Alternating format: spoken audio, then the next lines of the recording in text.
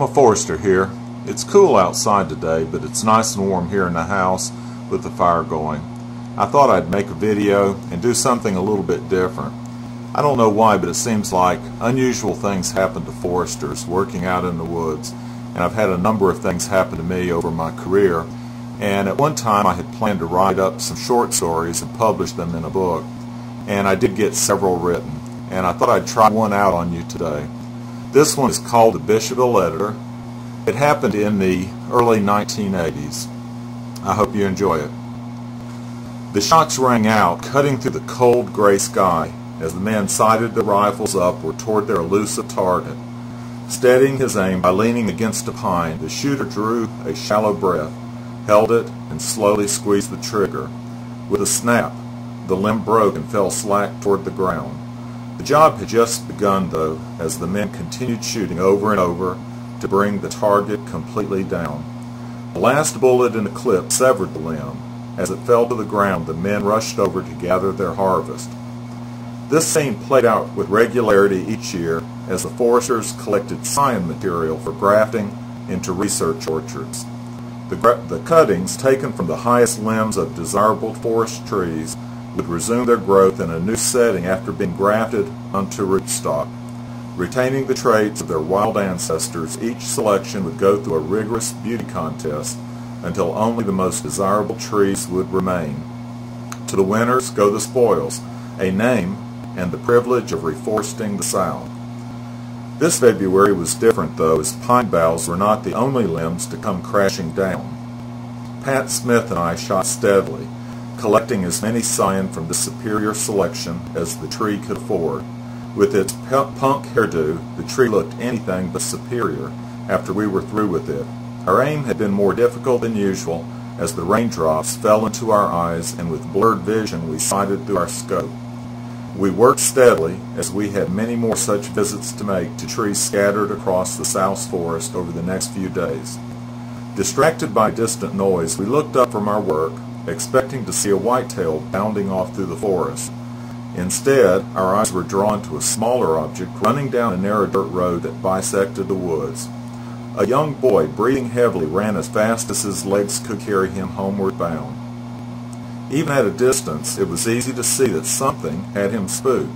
His eyes were as large as saucers. "Hello, is something wrong?" we called out. Stopping on a dime, the boy froze in his tracks, his eyes searching to identify this newest fear. "Over here," we shouted. "What are you running from?"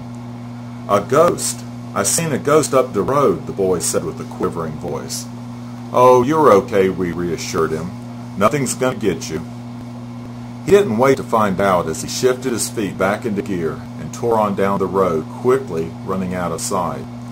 Chuckling to ourselves, we continued our work, stripping needles from the pine stems, wrapping them in wet paper, and putting them with their new identity tags into a cooler for safekeeping. As we hauled our gear to our Ford pickup parked nearby, I suggested that we explore down the woods road before driving on to our next tree several counties away. I don't know what it was, I noted, but something had that boy pretty shaken up. I had driven this dirt road before, when working in the area on company land. It was in good shape as far as dirt roads go, better actually than the paved portion that crossed I-20 and headed toward Camden.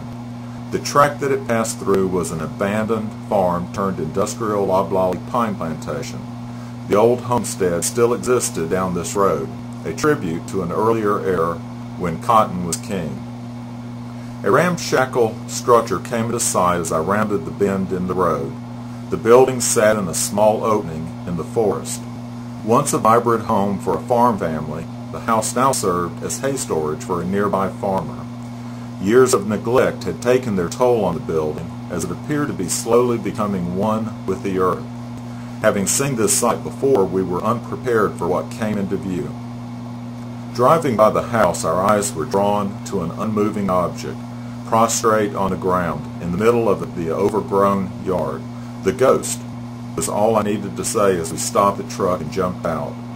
White as a sheet, it was easy to see how the boy had mistaken this unfortunate soul for a ghost.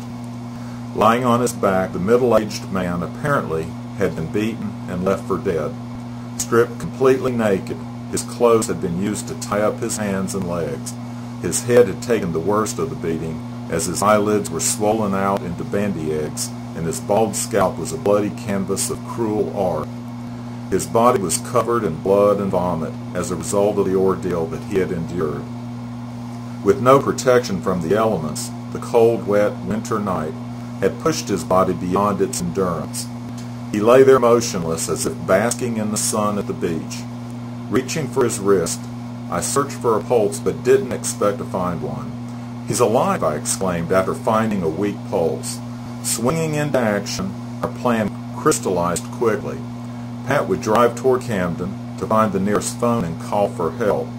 I would stay behind to do whatever I could for the man until the ambulance and police arrived. The quiet was deafening once Pat left, as I knelt beside the man, wondering what I could do for him. First and foremost, he needed warmth, as he had likely spent the night in this condition. Removing my jacket, I placed it over him, covering his chest and trunk. His reaction was the last thing I expected, though, as he began to shake uncontrollably, apparently because his body had just warmed up to the point of feeling. The thought crossed my mind, I wonder if I've done the right thing. He had seemed better off before I covered him. With little else that I could do for him, I scanned the scene to see if I could find any pieces of the puzzle as to what had transpired here. Tire tracks in the soft earth crossed the opening. Following them, they ended at the edge of the forest in a blackberry thicket. There among the thorns was the evidence that I sought: bloody clothing, signs of activity in the soil, and crushed vines. This is where the beating had happened. Noticing an unnatural shape to the ground several yards away, I walked over to investigate.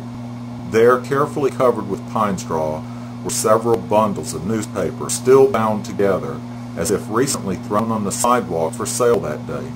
They were all that day's edition of the newspaper in Bishopville, a small town in the neighboring county.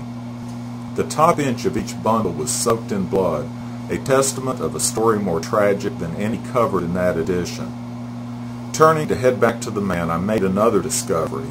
A rusty tine from a farm disc harrow lay at my feet. So, I thought, here's the paintbrush dipped in crimson that had drawn the cruel art on the victim's head. With the wail of a siren in the distance came hope that we may have found the man in time to save him. Pat's truck pulled up first, with a patrol car close behind. Walking back across the opening, I realized that I must be walking the path the victim had taken sometime the night before, as he pulled his battered body out of the dark forest. "The ambulance will be here soon," the young officer said. Pat had already filled him in on what few details he knew. "Do you have a blanket or something to cover him with?" I asked. Opening the cruiser's trunk, the officer immediately lifted out his leather trooper's coat, lined in fur and emblazoned with highway patrol patches. Just the thing, I thought. However, in the heat of the moment, the trooper apparently didn't realize what he was holding. Hastily finishing his inventory of the otherwise empty trunk, he replaced the coat and replied, "Nope, ain't got nothing here." With the arrival of the ambulance, our role quickly diminished as the attendants took over. The evidence at the scene was enough to identify the victim, the editor of the Bishopville newspaper, and ultimately his attackers. As I later learned, he had the misfortune to be kidnapped and beaten nearly to death for nothing more than his car, which his attackers had intended to use as the getaway vehicle in a burglary plot. The theft never happened, though, as the would-be burglars had realized they were in over their heads. After leaving the editor in the pines near where we had found him, they had set the car afire on the side of the road and then had retreated to their homes, evidently thinking they had covered all their tracks as they slept warmly in their beds. With the ambulance and policemen gone, Pat and I were left alone at the scene. It seemed unnatural to continue on about our business. After all, a man had been cruelly beaten and left for dead. Forestry work didn't seem too important right then. I wondered aloud if we could have done more, and if we could have been better prepared for the events of that day.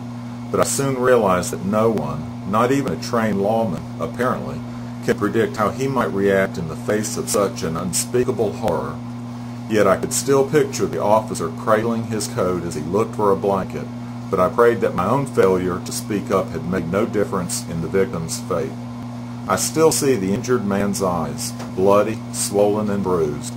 Rather than feeling good about having helped save a human life, I felt somehow degraded, as if the tragedy that had occurred to this random victim could have just as easily occurred to me. Reluctantly, Pat and I returned to our truck and drove down the dirt road, turning right onto the pavement and heading toward the next superior tree. The shots rang out, cutting through the cold gray sky as the men sighted their rifles upward toward their elusive target.